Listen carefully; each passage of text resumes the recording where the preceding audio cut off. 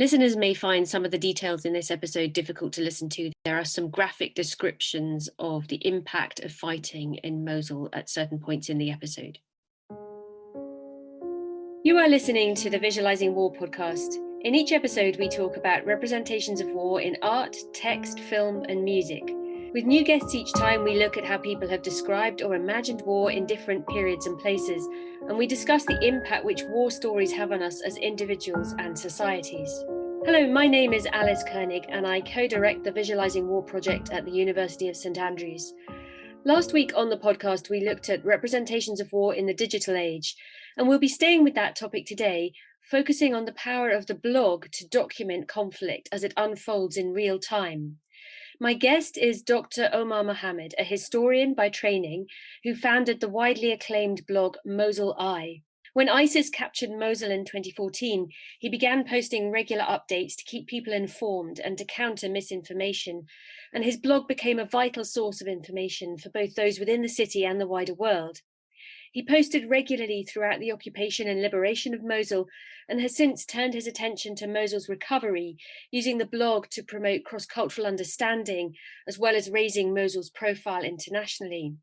His blog has a lot to teach us about representations of conflict, particularly those that are produced while a war is ongoing, and it's a real testament to what the public documentation of a war can achieve in the aftermath as well as during a conflict. Blogging in a war zone can be very dangerous, of course, and for years Dr. Mohammed kept his identity secret. Until 2018, he was just known to the world as the Mosul Eye. He ended up fleeing Iraq when it became unsafe for him to stay there, and he now lives in Paris, from where he continues to campaign for the city that he loves. Omar, it is wonderful to have you on the podcast. Thank you so much for making time to talk to me today. Thank you, Alice, for inviting me to this. And before I start the introduction, I've been doing many times over the weeks and months.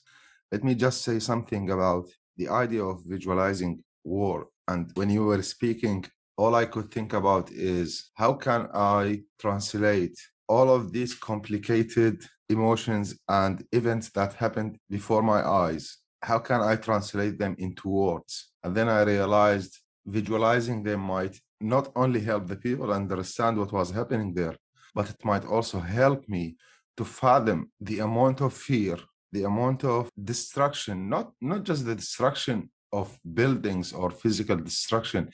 There is this kind of unseen destruction that happens, and that it doesn't happen only one time. No, it's kind of like an ongoing process of destruction that targets the deepest point of your soul. Yeah, I mean, I think for us, the word visualizing is really useful because it is about fathoming, it's about imagining, it's about understanding, grasping, as well as representing to other audiences and helping other people visualize. And for me, your blog does all of those things in really profound and powerful ways. Omar, I wonder if we can start by getting you to tell us just a bit about yourself. So you were born in Mosul. You spent all your formative years there, graduating from Mosul University in 2012. And you'd recently begun lecturing at the university when ISIS closed it down in 2014. Is that right? That's correct. The day ISIS occupied Mosul, I was grading my students. And at that moment, when everything started, when everything began with the first bullet that ISIS shot on the security forces, it began from the neighborhood where I lived in Mosul. I could see them from the window from my room where I was sitting. It was 3 a.m. in the morning. At the very beginning, and I still remember this very well, at the very beginning, you could hear individual shootings, like here and there. It's not organized. You don't feel that there is something big is going to happen. But you could hear that those kind of individual bullets are growing to become something bigger. So, and then at a moment you could understand by focusing on the voice of the bullets, from which side they are coming. ISIS started shooting and then it stops. The security forces start shooting back and then they stop. And then those individual bullets start moving to in a much more aggressive way. And then with all of this chaotic feeling and fear, then start this kind of like what I could describe as unstoppable flows of bullets that they don't stop, as if they were just launching packages after packages of shootings. And then after 2 hours, it's no more possible to understand who is shooting what and who is shooting who. And there you've just painted a really extraordinary picture. I think one of the extraordinary things about your blog is the way it documents how things unfold in real time. So many accounts of war tell the narrative with the perspective of hindsight. And of course, your blog, as you blogged in real time, helped you paint that picture as things unfolded, as things evolved. And in those 2 hours, you were trying to visualize what was going on and try Exactly. to understand. That then comes through in all these blog entries. Can we just take you back to before the shooting started? You were a historian, you were embarking on a new academic career. What were your hopes and dreams for the future, and what kind of history were you working on at the time? I was too much involved in the Orientalism studies. We thought that this would be one of the best ways to open the doors of the university to the rest of the world. So we could secretly invite scholars from the United States, from the UK, from Europe, scholars who have been working for a very long time on the Middle East, whether it's ancient Middle East or medieval Middle East or Ottoman, or there were many Orientalist historians. So we would invite them secretly, and we would hope this might grow. I was working at the Center of Orientalism Studies at Mosul University as a researcher. We thought that this might take us from the isolation we have been living in. So we had hopes that, for example, we were able to discuss Patricia Crone, and discussing Patricia Crone, who is an Orientalist, and mentioning only her name in such dangerous environment could lead to our death. We could get killed because there is a very big controversy about Patricia, her book, the Hagarism, and many other things. But we were able at one moment in Mosul University to discuss her book. I mean, it's not about to agree with her or not. I'm saying that we were able to discuss what was in fact forbidden to be discussed. When I saw this, I said to myself, like, we are doing something. And this center is going to serve to make Mosul at the center of Iraq again. Very much a sense there that you're studying, you're researching under conflict long before the ISIS occupation in 2014, or you're researching and working in very difficult circumstances. Besides doing such kind of a dangerous research, I would say, I've never stopped recording the daily events in Mosul since 2003. And in fact, the moment I started realizing the importance of documenting what I see, it also started with another war. It started with the 1990s. If we trace back the events, if we unfold them in a backward way, everything with me started with war. Mm-hmm. My name was a result of the war. I was named Omar, not because the name is nice, because Iraq was in a chaotic moment of sectarianism between Iraq and Iran during the Iraqi-Iranian war. So I had to carry a name that made me a target for all my life. And when 2005, 2006, and 7 sectarian war happened in Iraq, people who would have my name, they would get killed just because having this name. It's the same for people who might have another names that represent the Shia, or we were being targeting for our names. But then I look back, I didn't choose this name, which led me, Alice, to start digging in the history to find a possible alternative to the name, that this name might not be only for this historical context. It might be from something different. So I would find a name of a Hebrew king called Omer. So I said, like, yes, so probably my name traced back to that direction, not to this direction, just to keep myself protected from being targeted just because I am named after a person who is part of the historical conflict. And all of this shapes our identity. It shapes our culture. It shapes even our fears. Yeah. And so from 2003 in particular, you started keeping a record of life in Mosul, conflict, and so on. But that is something you kept privately, is that right? That's correct. Yeah, it began with the movement in 2003 on 10th of April. It was Friday when the US troops entered Mosul. And it's the moment when the Imam of the mosque was still praying in the name of the president of Iraq, Saddam Hussein. So in Mosul, things were still under the regime, although everything around us collapsed.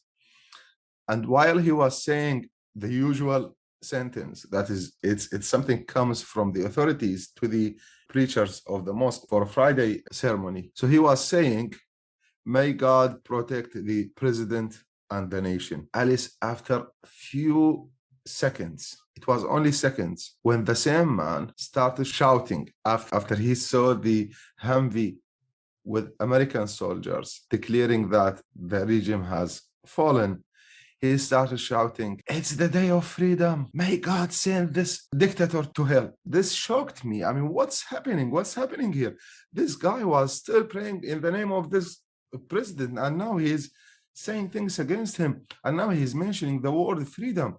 What's happening here? And then I realized that something has changed. Something deep has changed. And from that moment, I started recording everything I would see. And documenting that change. It was focusing, all what I want to document wasn't only just major events. I don't believe that history is shaped with the major events. The major events are nothing but the appearances of the history. It's kind of like just the results that the players or the actors in the history would put on the top of the history. But in fact, history is deeply shaped by the smallest details. History is a result of very small details that happens here and there.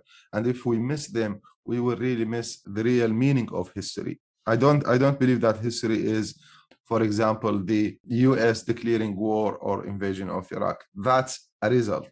That's the end of a very long story that has too many details that requires a generation to go through it. So I would document things about the social life, the economical life, sometimes about the impact of the prices of the exchange rate of the US dollar with the Iraqi dinar on the market, especially the old market.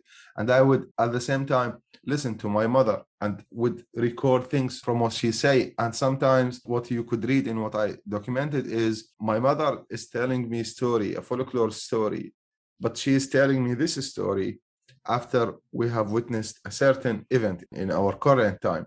So she would recall historical events or folklore stories to compare the situation or to explain it to her kids. And then a conversation in the university, I would record it. A conversation with American soldier. There are several funny things that happened in front of me, and I would record them. The way of an American soldier driving his Humvee and hitting the other civilian drivers in the middle of the street, and he starts like making fun of this, and they say like, don't get me wrong, I am just joking, while everyone is afraid.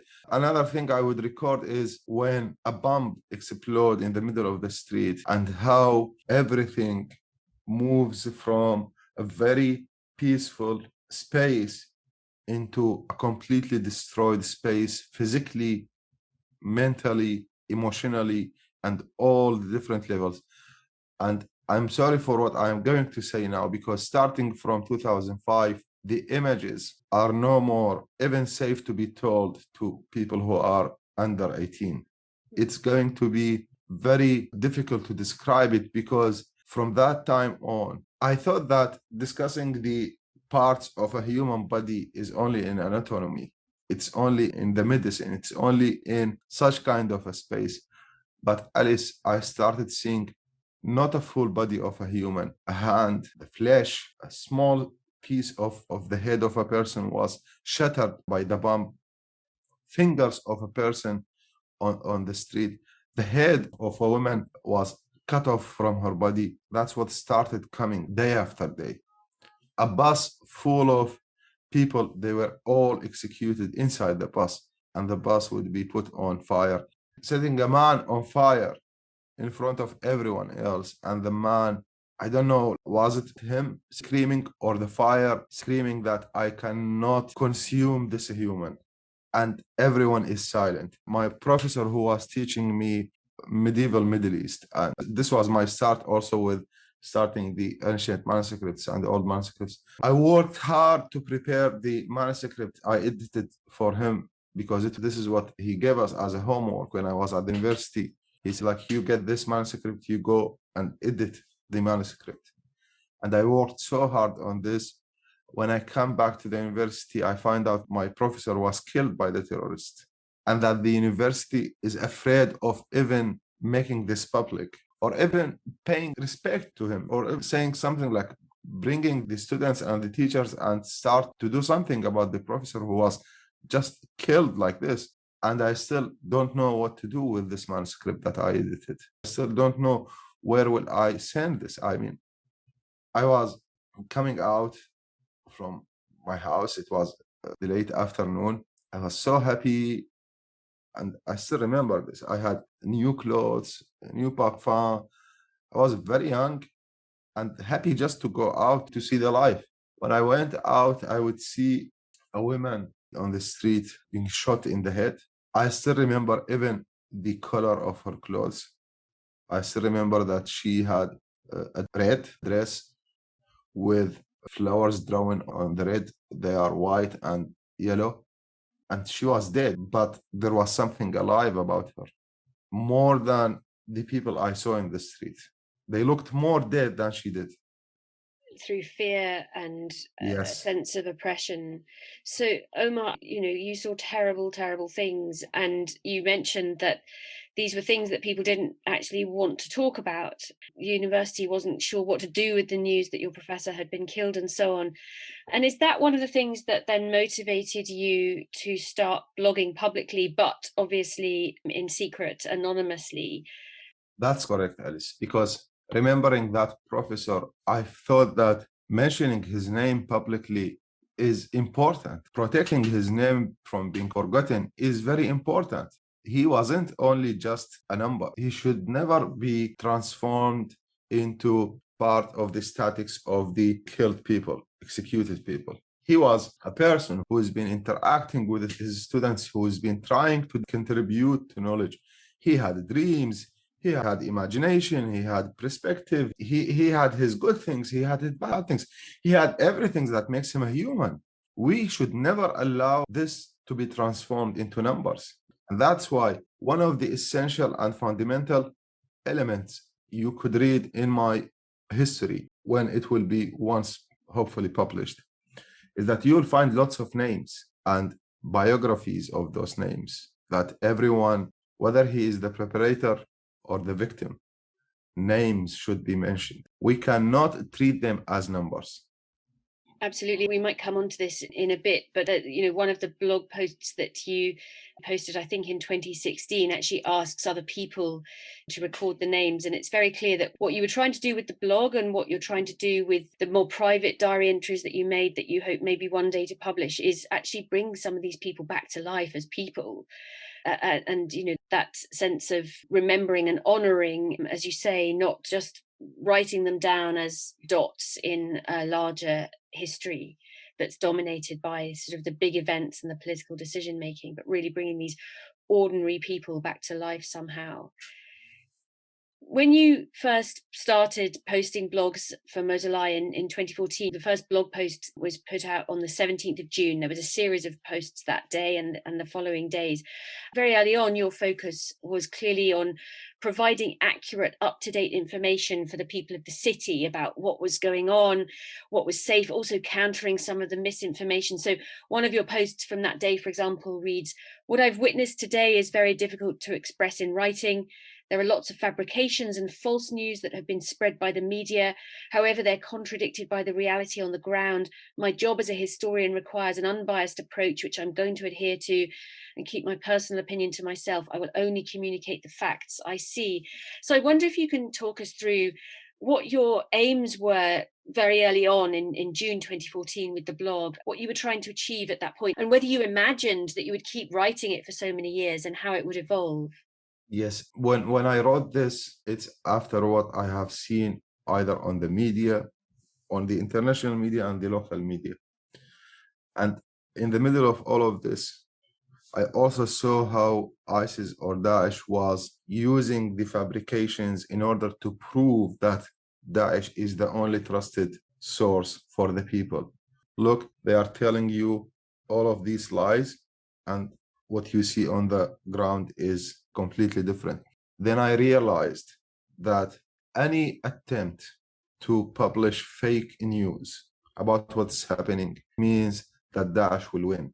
Because at that moment, it was a battle of who tells the truth and who can keeps telling the truth and maintain sticking to the truth, whether it's something you like it or not. Because it was the way of telling ISIS or Daesh that you are not alone in town, and that Mosul is not a news media, it's not a propaganda, it's not a fake news. It is watching you and it's telling everything that is happening. It's a message also to the people of Mosul that truth what matters here, because it can save your life. Yeah. And to be honest, at that moment, I was still thinking in a way that this might not take a very long time, that this might, let's say, maximum take few months, no more. I haven't thought that it might be like this. But then after a few days, no, this changed. And I realized that, no, those terrorists are here to stay for a very long time, and that I should be prepared to what yet to come. Had I not thought this way, I might have been exposed. I might have made something that would expose me, because there are two different ways of thinking when it comes to a long-term work and a short-term work. If my way of thinking was only on short-term and thinking that they will disappear in a few months, then I might have even went public in order to make it more effective. But then when I realized that it's going to take a very long time, I said, like, I need myself to remain alive, to witness the history, to record the history, and to protect the narrative of the city. Yeah. And it was a battle between me and ISIS over whose narrative is the right one. Mm-hmm. It's whose narrative is the one that represents the city of Mosul. It's the narrative of Daesh and the way Daesh want to draw the image of Mosul to the rest of the world, or it's the narrative of the people and the reality of the city. Yeah. And that's why when we speak about visualization, Alice, even though Daesh had high quality videos produced in kind of like a lab, they had like all of these cameras, a text from Mosul Eye, but this text is full of images, is full of descriptions of things that you don't even need to see a video to understand what's being written there. The text tells you everything. This text would be stronger than the video of Daesh. It will be more effective than the video of Daesh. So that's how Mosul Eye started, like this kind of like a challenge with Daesh, whose words are more accurate and are more effective than the other.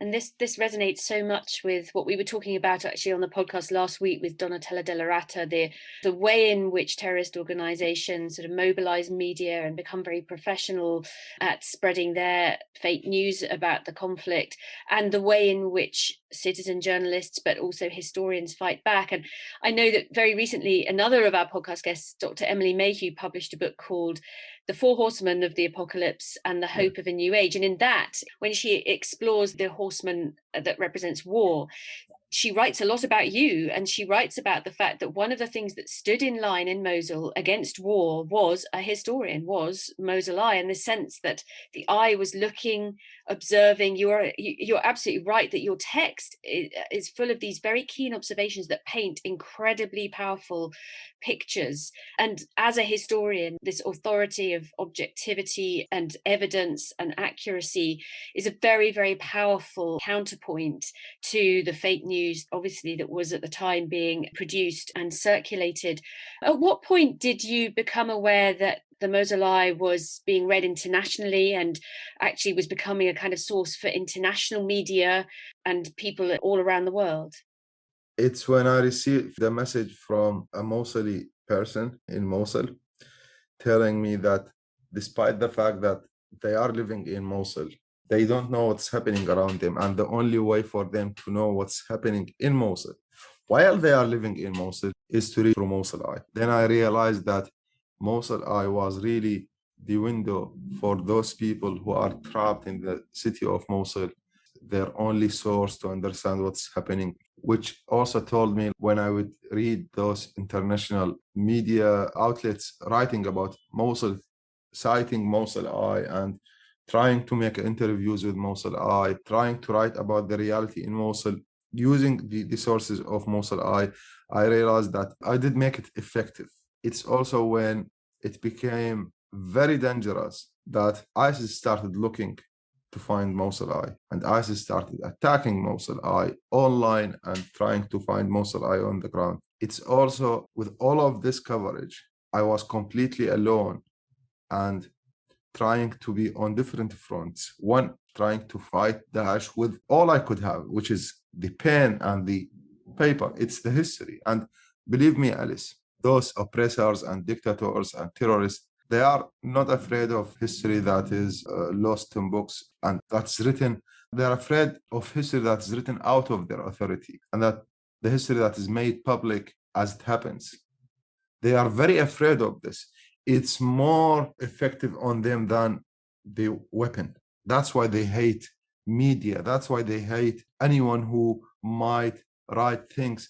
And it becomes more dangerous. And they know it's becoming more dangerous for them when they know that Mosul Eye was only writing the truth. Because, for example, when a media say that Daesh killed certain number of people, but didn't happen. And I would go public on Mosul and I say, no, this media channel is lying. It's not the truth. This didn't happen. What happened is, then I start describing things.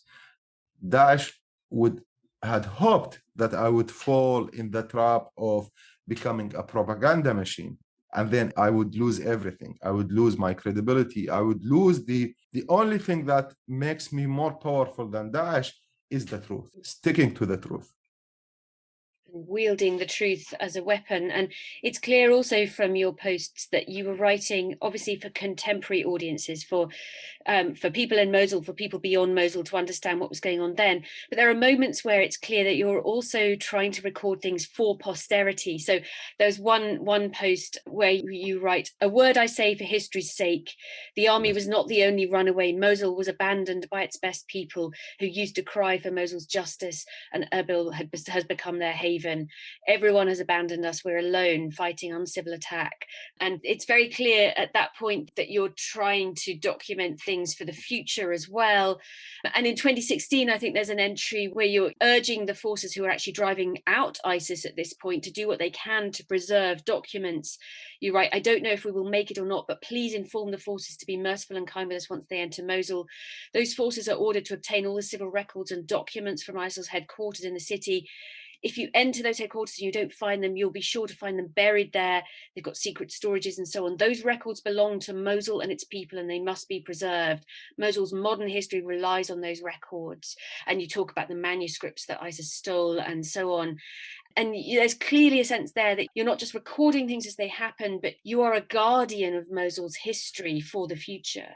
And it's not funny, but the beautiful thing in what you just said, Alice, is that I am working on those documents now. That's wonderful. And that those documents have been preserved and protected, and that I got the chance to go through those documents and to make sense of what really happened. Because it's very important to protect the history. It's all that's left for the people. The city is destroyed. There is nothing more important than the records that are left there. And there is nothing more important than understanding the history and prepare those events for the next generation. You have to prepare something for them when they come, because when they will be here, the next generation, the generation after, they will find it very difficult to understand what happened, and they might fall in this kind of problems that would lead to conflicts if they don't have something in their hand to read. Because the problem in Mosul, it wasn't only just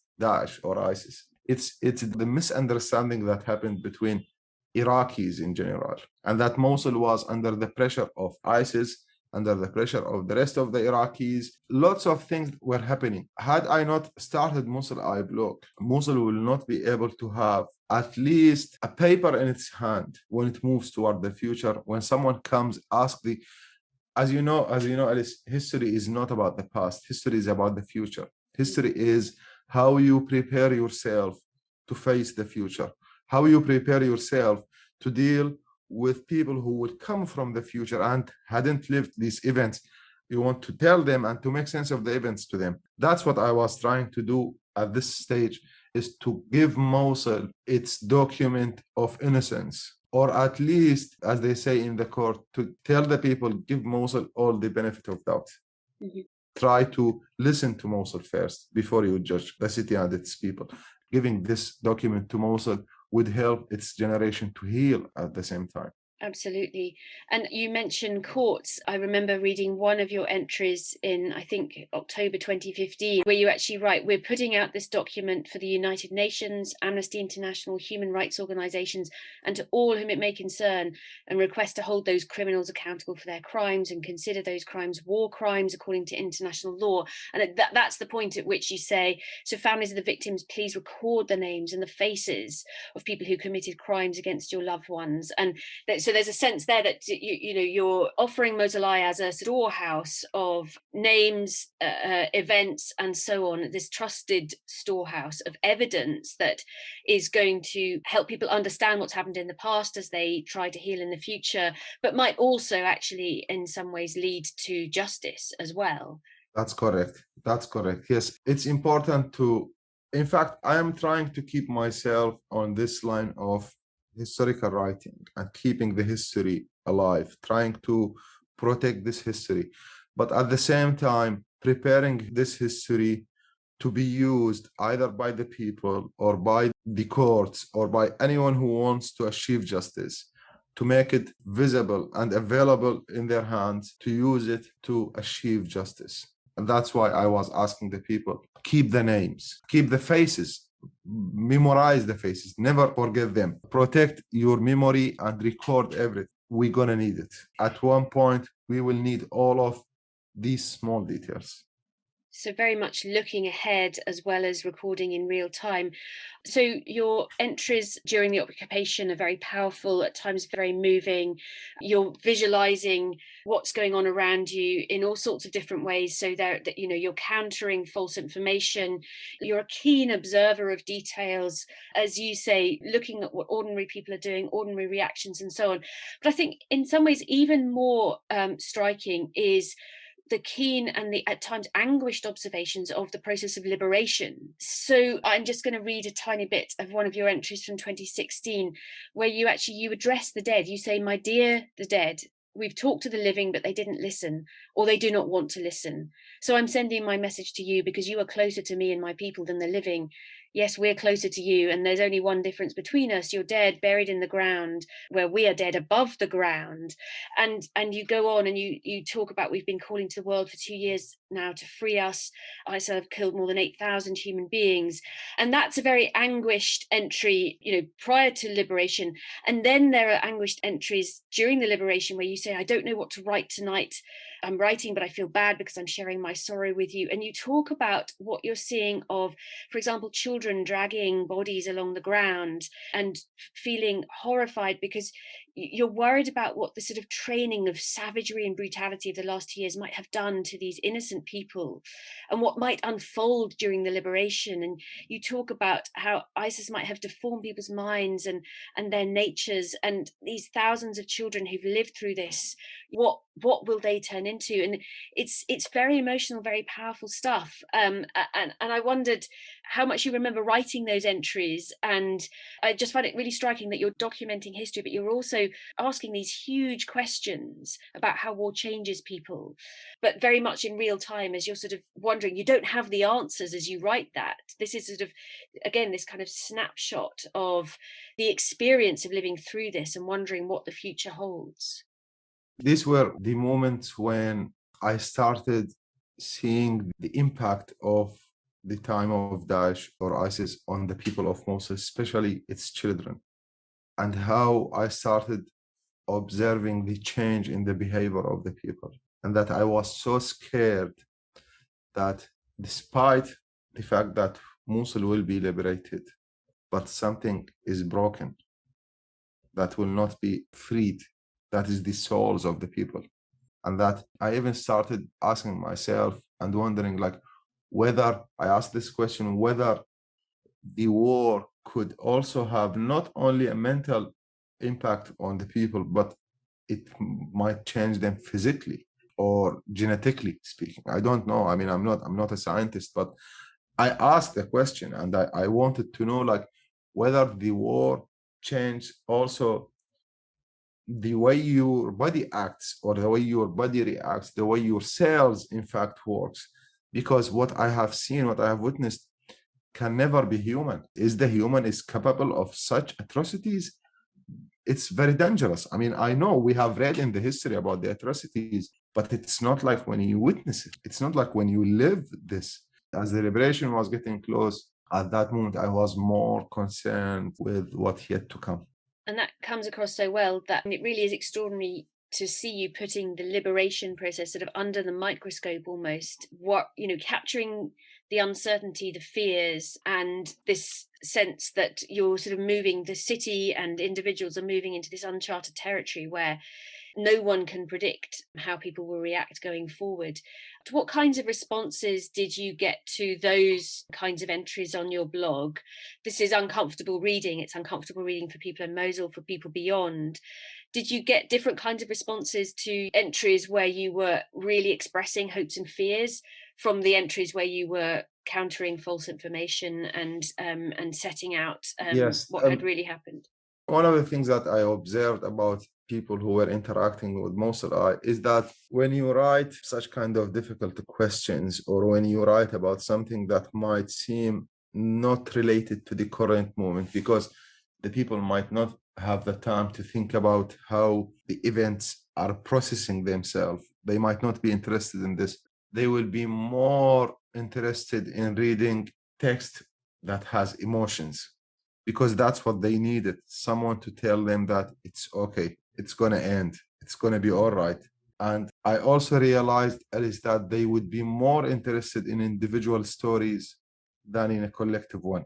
But then later, especially during the battle, when Mosul Eye started helping trapped families from being killed by Daesh or from being bombed, you know that Mosul Eye was involved in rescuing more than 92 families. I know them, all of them. When this started happening, everyone started looking at Mosul Eye as it's something beyond just writing history. This is to them an essential element of the city of Mosul, that some people would send me questions like, what if Mosul Eye didn't exist? And the fact that not only saving the history, but saving humans, but at the same time, and here comes the funny part, saving animals. Animals were trapped in the zoo, public zoo of Mosul, a lion and a bear. I still remember speaking anonymously to the commander of the CTS, the counter-terrorism troops, urging him to rescue those poor animals, while I can hear in the background of the call bombs, shootings here and there. He tells me, I am in the middle of the battle, but I will send a group of soldiers there, don't worry. And I kept urging him, please don't forget them, they also have souls. And they sent a group of people to the zoo, saving the lion and the bear, and then communicating with someone. I don't know who is he. I don't know. He doesn't know who he's talking to. He would come after the area was liberated. He would come with a car full of food from Kurdistan to Mosul to give food to those animals. And then the Four Paws organization I would be in contact with them. Someone like made an email adding Mosul Eye, telling them like, look, Mosul Eye has found those animals. How can you help? And they come all the way from the UK to Jordan, then to Kurdistan, to Mosul, treat the animals, treat the lion and the bear, try to give them medical treatment, taking them to safety. All of this while also Mosul Eye was protecting the names, writing the names, documenting the destruction, documenting those who has fallen because of the airstrikes or because of the battle, documenting what's happening on the crossroads of the city when the people are escaping, documenting what's happening in the MSF hospitals, documenting snipers killing families who are escaping. At the same time, speaking to my family, which was trapped in the middle of the house. My sister would tell me, Omar, we are sorry that we couldn't make it, but we have to tell you goodbye. And that I urge them to stay alive until someone comes to rescue them. All of this, I am telling them in words now, Alice, but these are unbearable things to live at the moment, that all of them were happening at the same time. It requires more than a human being to fathom, to understand, to be able to live with this. And it has a cost. And the cost doesn't appear at the moment, it comes later. But that, I suppose, is one of the extraordinary legacies of the Mosul Eye blogs, in that you have recorded this huge, diverse range of things, documenting events, documenting feelings, people's despair, your own despair, some of the lighter moments as well, documenting all of that, so that in fact there now is this incredible archive which people can process slowly, and through which people can begin to understand the full horrors, the extraordinarily complex range of things that were going on. I think that it's interesting you said that people responding to the blog were more interested in individual stories than collective ones, and it seems to me that that's one of the reasons why so much trust has ended up being placed in Mosul Eye, because it became really authoritative because it wasn't the authorities, and it became this kind of point of light in the city of Mosul, which people increasingly turned to. And then that gave you the authority then to talk to high-ranking commanders and ask them to rescue the bear and the lion and get out and rescue 92 families as well. And so it's extraordinary. The blog shows the power of what history writing actually can achieve, and it's this live history writing that becomes this incredible force in a conflict zone. That's absolutely accurate the way you described it, Alice. Yes, history has never been just words of a historian being written in a book. It's never been like this. History is the events that we are living. It's the time we record, because it's just like when you use the camera to take a picture, you freeze the time. This picture you have taken, it froze the time. The time is frozen at this moment, but the time keeps moving. But when it comes to the history, you are the one who is going to control how the time will move forward. And that's why history is very powerful, but it's very dangerous. It's very effective, but it's something that you don't easily, especially the people who don't have access to all the background elements of how history is made, it might be destructive for them. History, as I tell my students, I tell them, history is not supposed to make you feel comfortable. Because if it does make you feel comfortable, you should know that there's something wrong about the history you are reading. Because history is the way that humanity was able to transform all of our physical and mental, emotional elements into words. And those words are meant to remain alive. Yeah, absolutely. And not to simplify, so many historical accounts of wars that are written with hindsight select and simplify and focus on some of the major events and the political decision making and so on. And Mosul Eye is a very different kind of history. Since the liberation, you have continued to blog. The blog is still live and going very strong. And I wonder if you can tell us a little bit about how its focus has changed. You're focusing very much now on Mosul's recovery, reviving the spirit of Mosul. Yes. And so can you tell us a little bit about that? This is another chapter in the history of Mosul, which is very important to be recorded, which is how the people of Mosul are responding to disaster and destruction that happened. And it's so beautiful to see that so far the response was really beautiful. You would see young people going out, trying to clean out the streets, clean the buildings, rebuild everything. It's also, there is something like, there is social history. The social history that is happening ongoing now is how the old families that used to have some power in the past 2 centuries are trying to make their way into the post-Daesh time in Mosul, trying to reclaim the old authority. There's lots of social history here is happening for the future researchers, for the future historians.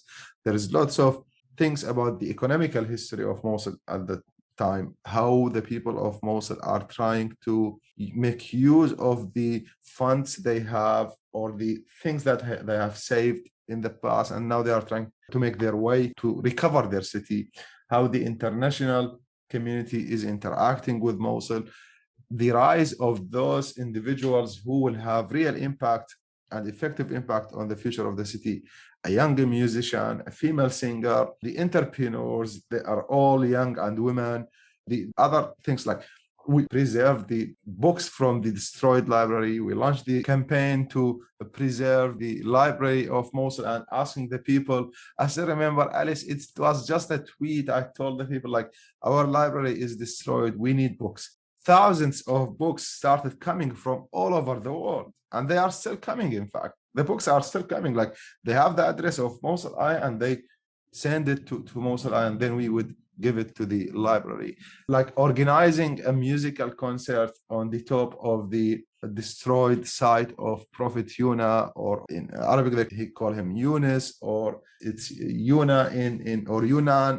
It's the only site that it's not only a shared history between Muslims, Christians, and Jews, it's also, it has the layers of the Assyrian history, and then you have the layers of the pre-history. It seems that this is the location where every important decision for the future of Mosul should be made there, because that's where you satisfy everyone that you are all represented.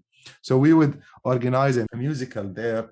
And I remember someone saying, it was very funny. He said, like, this could be the best thing that ever happened to this prophet since he arrived to the city, that he is listening to music. Yeah, I mean, what all of this thing that we are doing now is also aiming at reconnecting Mosul with its global environment. Because I've never believed that Mosul is a local city. It was never a local city. Take its name, for example. Mosul in Arabic means to connect things, because the city cannot survive without having this connection. So now I'm trying to speak about Mosul or do things about Mosul in Europe, the United States. I'm going to Germany next month to speak about Mosul, and then to the United States again in October. And there are many other places where I go and I speak about Mosul. Students comes to me asking me like, we would like to write about things in Mosul. What do you advise us to do? I say like, write about the women in Mosul. So I'm trying to bring back Mosul on the international stage, which is happening, but it takes time. I mean, we have the Revive the Spirit of Mosul, and we have many other important things that are happening. But the most important part is that I see the youth are eager to meet with the future, that they are waiting for the future, and that they are understanding that they need to be prepared for the future. Yeah, the moment I realize and recognize this kind of understanding among the youth, I think I am safe now. That's good to hear. But they are being helped in this by a historian. And it's wonderful to hear you talk about, for example, the library project. You know, obviously, Mosul University Library had one of the most extraordinary research libraries in the whole of the Middle East before ISIS destroyed most of it. And so in some ways you could tell a story where you're sort of coming back full circle to your life as an academic before the occupation, but it's too easy to tell that story in a light and simple way. You know, it's important not to underestimate the effort, the work, the difficulties, the challenges involved in that, and not to see it as something coming full circle, but to see it actually as a long and arduous journey in some ways. And I think this is where Mosul Eye is playing an incredibly powerful role. And you're now visualizing what happens after conflict. You're helping us visualize it as a process, not just an event and and something wonderful, but a difficult, hard-won process. And I think with Project Green Mosul, which you're running, one of the things that you're doing there is actually sort of using narrative and images of rebuilding and images of peace and hope, that you're actually trying to shape how people visualize the future as a way of realizing it somehow. This connects with something we've been talking about with another scholar, Frank Muller, who works on peace photography. And the idea that if you create images of peace and images Yes. of reconstruction and healing, then you're more likely to get there. And I think this is something, again, that Mosul Eye is actually actively pursuing. That's precisely what's happening, Alice, because I realized that even before Daesh, when I started looking at the city of Mosul and how it was like in terms of the urban design and what should have been changed, how we should have treated or worked on the urban structure of Mosul, especially its social fabrics in the old city, in the old part, what we could have done in order to help the people to probably take a different direction. That's what I am realizing now, that we need to create a completely different images around the people, because I believe that the imagination of the people has never been addressed properly. Now I am targeting the imagination of the people. So what I am doing, for example, I am imagining a street in the middle of Mosul and saying like, how can I make this street makes the people who are living here think, for example, about applying for a scholarship in social sciences or in IT developing, etc., etc. What do they need here? What kind of images do they need? And then I say they need trees here, they need an open space there, they need certain kind of paintings around this space. And that's exactly when I take it from imagination into action, which is precisely what's happening now. We are planting trees in certain locations in Mosul that will make people see completely different image. We are transforming all the historical sites into what we call the green heritage. So every historical site will have several trees, and we have gave them the option that you select the trees you want. We have 10 varieties. We tell them like, select the trees that you want to be put in your site. There will be trees in the Museum of Mosul. There will be trees in the mosque. There will be trees in the church. They all will have one thing in common. They will all have trees, and trees do not need a religion, do not need an identity, do not need anything. They just need you to look at them, to breathe the oxygen they are producing. At the same time, Alice, it's an attempt to also connect Mosul to the global trend of the climate change, because by changing the image and the way the people are looking at themselves and their city, I am also trying to give them a way to be connected to a global trend, so they will not feel that they are alone again. It's amazing the work you're doing, Omar. You know, you spent years helping people in Mosul and the wider world visualize war as it was unfolding, and now you're helping people visualize peace and cross-cultural understanding, and Mosul's place in the world as somewhere that is contributing to the climate change challenges and so many other things. You've been winning all sorts of awards and fellowships and international recognition over the last few years, and you yourself are now a very important part of history. You're written about by others. And your blog, The Mosul Eye, is just an extraordinary archive of real-time responses, hopes and fears as the occupation and the liberation played out. An eyewitness account, which is itself now a very precious historical document, but as we've said, wonderfully still live and ongoing and doing incredible work into the future. Omar, it's been a real privilege to discuss it with you today. Thank you so much for coming on the podcast. Thank you so much, Alice. And honestly, I would say that I think, yes, we need to visualize history, whether it's war or peace. I think it's not only going to help people to understand, but it did, in fact, just in this hour of speaking about this in this way, it did help me even to think about the events that happened, that they had some impact on the people. It makes me like, okay, Omar, it's okay that you went through these kind of difficulties, but it was worth it. So thank you, Alice. Thank you for reassuring me that it was really worth it doing what I did. Well, thank you. It's had a huge impact on me, and I'm sure it's going to have a huge impact on all our listeners as well.